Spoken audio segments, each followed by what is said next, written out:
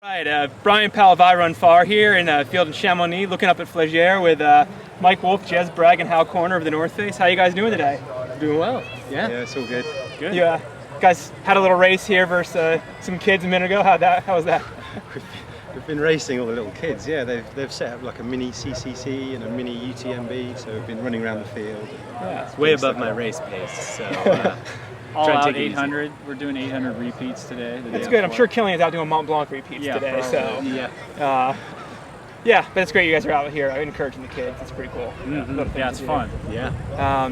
But you got a bigger race tomorrow. Is it tomorrow already?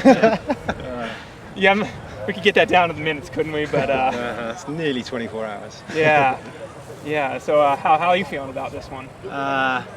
I feel a little bit. I feel hungry. Last time I was here, I didn't feel the same kind of intensity for the event, so I think that's a good thing. Yeah, like last time you were here was 07. You'd won Western States. 07. Yeah, I definitely wasn't. I wasn't super healthy coming into it, and but I know the scene here a little bit better now. I know the course a little bit better, and got a little more time here to prep, so I'm feeling good. Yeah, good. Yeah, you bet.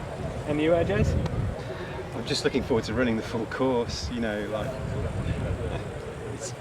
I guess after all the messing around last year and the shortened race and all that, and not having the full field there, it's just good that everyone's in town and ready to go. So yeah. So I mean, like you won last year, which was, it's got to feel good, but you're not going to be running off the front of the pack on Friday and Saturday, are you?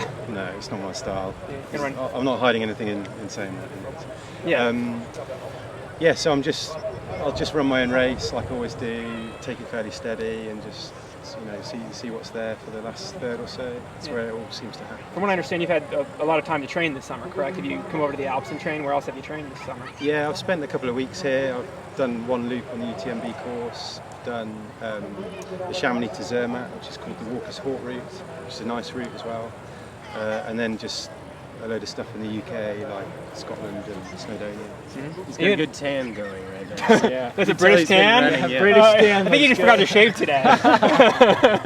But you also had, even before your summer training, you've had a really great spring. You set a bunch of PRs and course records up in some UK races. Yeah, I've just kind of like picked my races this year. I did a couple in the UK. The Felsman, and the Highland Fling. So I ran personal bests in both those races.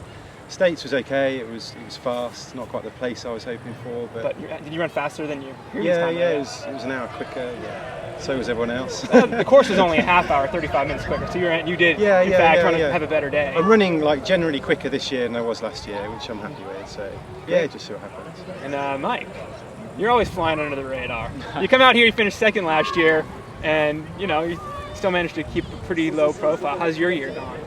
Good. I feel good about this year. I mean, I feel like I've had a good lineup of races through the spring and summer, and I've had a good time at Western and hoping for the best here. Yeah.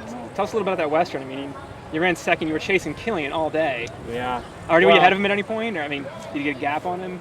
In the first half, yeah, we were kind of doing the leapfrog thing, but not in the second half. No, I was just trying to chase all these guys down.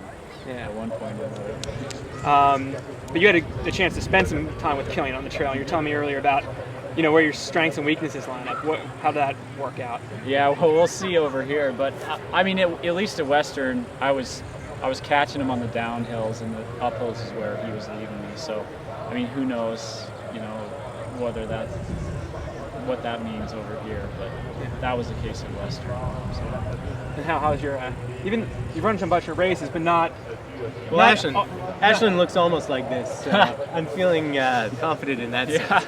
I spent a lot of time just training around Ashland. I had a great first 6 months of the year, and so I just kind of, at least for me after Western States, just kind of what's the word I'm looking for? I just reassessed everything and knew that I'd done really well through June. So we're here, and give it a go. Your meet walk was a big personal best, right? Yeah, racing, chasing down Mike and Dave, and so I'm sure the talent field at this event is like off the charts. I haven't seen anything quite like it. So, and I don't know any of these runners, which makes it even more scary.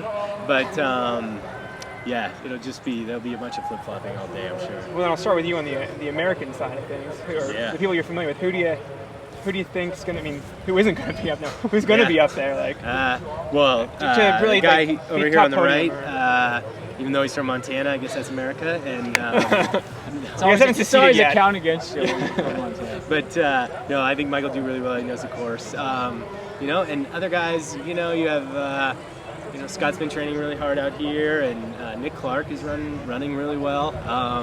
You know, this seems to be nothing new for him, these types of climbs. So, I mean, and then just a bunch of other people. I mean, Joe Grant's running really well here. I'll forget about a million people, but some guy who won a couple of Westerns. Yeah, some other guy maybe. I think Jeff Rose, perhaps. Jeff Rose, that's right. Yeah, he'll run just fine. I think.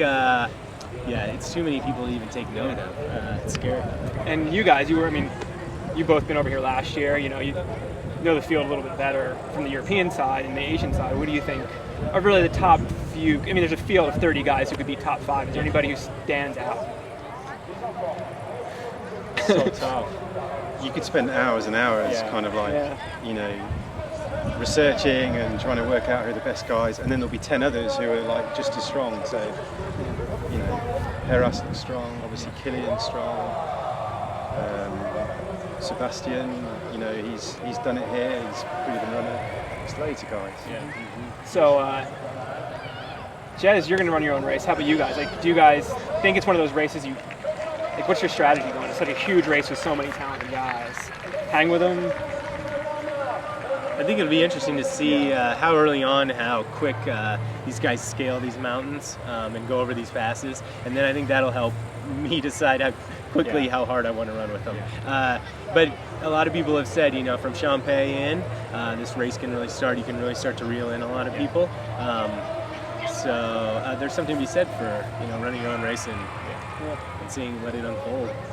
Yeah, it's certain. I mean, being a mountain race, it seems like the second half or the last third is where, if you got the gusto, that's where it's going to play to your advantage to reel guys in if they're ahead of you. But I also feel like in a field this strong that there's going to be a handful of guys that go out hard from the start, and there's going to be a few of them that hold on, just like people are running Western now. It's like the pace is not everybody's not going to come back like people used to go Western. A few people are going to drop off, but there's going to be one or two that don't. So I don't know. Well, there's a race going on now, guys. So I want to wish you all the best of luck, and let's cheer these kids on.